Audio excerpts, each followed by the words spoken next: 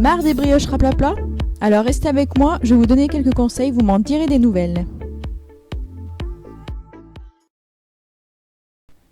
Alors je vous rassure tout de suite, tout comme vous, je suis passée par le stade des brioches qui gonflent pas et Dieu sait que c'est rageant. Mais après moult ratages, je vais vous donner quelques petites astuces que j'ai pu apprendre, on va dire, au fur et à mesure grâce à quelques conseils. Et j'espère que ça vous aidera à plus rater vos brioches. Il existe plusieurs types de levure. On a la levure fraîche, sèche, la levure de boulanger. Donc le choix il est propre à chacun. Moi ici j'ai utilisé la levure sèche active. C'est un pot de 500 grammes que j'ai acheté dans un moulin qui est proche de chez moi pour 5 € la boîte je crois. Mais vous pouvez très bien en trouver ailleurs.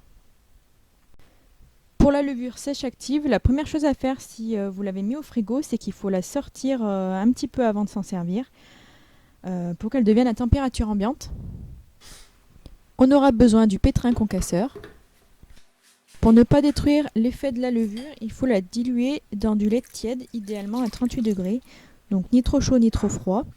Donc moi ce que j'ai fait au préalable, c'est que j'ai fait chauffer le lait dans le robot à 40 degrés pendant 2 minutes.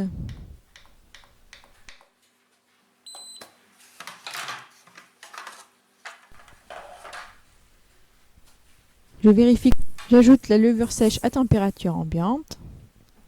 Alors faites pas comme moi, j'ai mis la levure sèche sur le pétrin, je m'en suis rendu compte après coup. Et du coup ça va pas se mélanger comme il faut, donc surtout oubliez ce que vous venez de voir en gros. On fait tourner en vitesse 6 à 35 degrés pendant 2 minutes.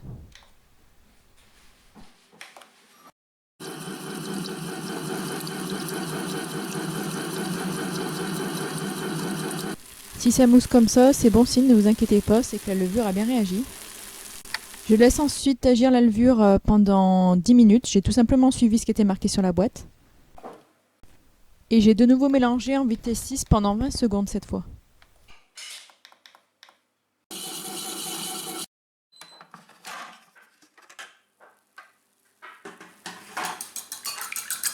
Le bac à traces.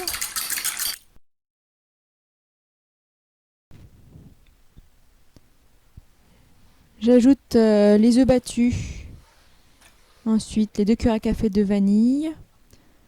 La farine, le sucre et le sel. Alors attention pour le sel, il faut surtout pas que ça soit en contact avec la levure, sinon ça va vous détruire l'effet de la levure.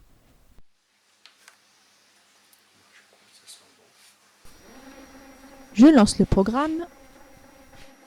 Par contre, la recette elle est pour 500 g de farine, donc pour éviter que le robot se mette en sécurité, toutes les 30 secondes du programme, j'ai fait des pauses de 10 secondes.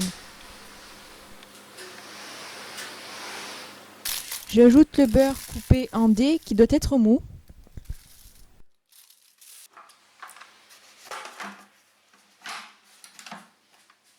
À la fin du premier programme, on nous propose la levée de la pâte, donc moi je l'arrête et je lance le programme P2. Pendant les micro-pauses, on en profite pour dégager la pâte de l'axe principal.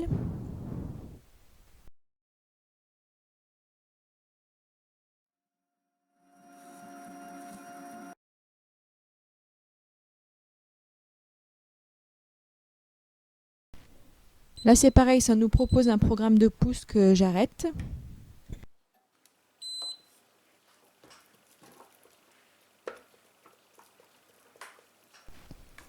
Et j'enlève le pétrin tout de suite, je trouve que c'est plus pratique parce qu'après la pousse, la pâte monte sur l'accessoire. Au niveau du bouchon, il faut le mettre sur petite vapeur, donc là il est mal mis, il n'est pas parallèle à mon panneau de commande. Donc il faut bien le mettre comme il faut. Et il y a différents modèles aussi de couvercle, il y en a un qui est transparent et un autre qui est fumé. Donc les transparents, la mini vapeur doit être orientée vers le bas et moi j'ai un couvercle opaque donc c'est l'inverse, je l'oriente vers le haut. Je lance l'étuve manuelle à 35 degrés pendant 1 heure. C'est la première pousse. La pâte doit avoir doublé de volume. Après, vous pouvez soit mettre la pâte dans un saladier avec un film alimentaire que vous mettez au frigo toute la nuit, mais cette étape est vraiment facultative. Donc moi, ce que j'ai décidé, c'est de continuer. Sur ma lancée, je farine mon plan de travail et également un peu le tour du bol pour pouvoir décoller plus facilement la pâte. Ensuite, il faut dégazer la pâte, donc en la pliant sur elle-même 3/4 fois et en donnant des coups de poing. Je forme une boule que je vais couper en deux avec un couteau sans dents pour former mes 2 brioches.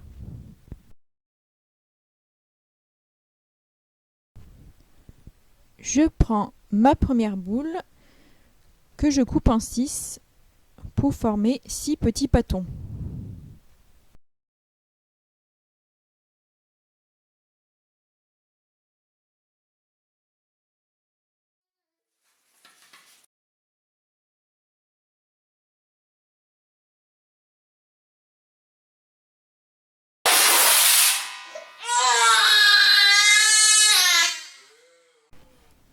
Je mets les 6 petits pâtons les uns derrière les autres dans un moule à cake dans lequel j'ai mis du papier sulfurisé, mais vous pouvez très bien le beurrer.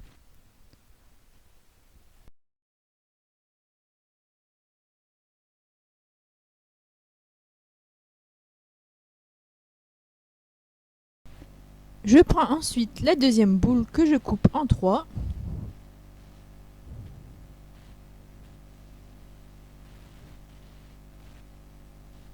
Et je forme des petits boudins pour faire une brioche tressée. Je mets le plat à côté pour voir à peu près à quelle longueur je dois donner à mes boudins. Je forme ma tresse directement sur du papier sulfurisé, ça sera plus facile pour la mettre ensuite dans le moule. Et on constate que ma tresse est magnifiquement moche. Pour la deuxième pousse, vous avez plusieurs options. Moi, j'ai décidé de mettre mes préparations dans le four fermé avec un bol d'eau bouillante en dessous. Mais vous pouvez très bien faire pousser à température ambiante à l'abri des courants d'air avec un torchon dessus ou encore dans un four à 40 degrés. Voilà ce que ça donne au bout des 1h30. Donc la pâte a encore doublé de volume. Ensuite, pour la dorure, je badigeonne d'un œuf. Attention à température ambiante, c'est très important si vous voulez pas que votre brioche se casse la figure. Et enfin, dernière étape, je la fais cuire dans mon four préchauffé à 170 degrés pendant 20 minutes.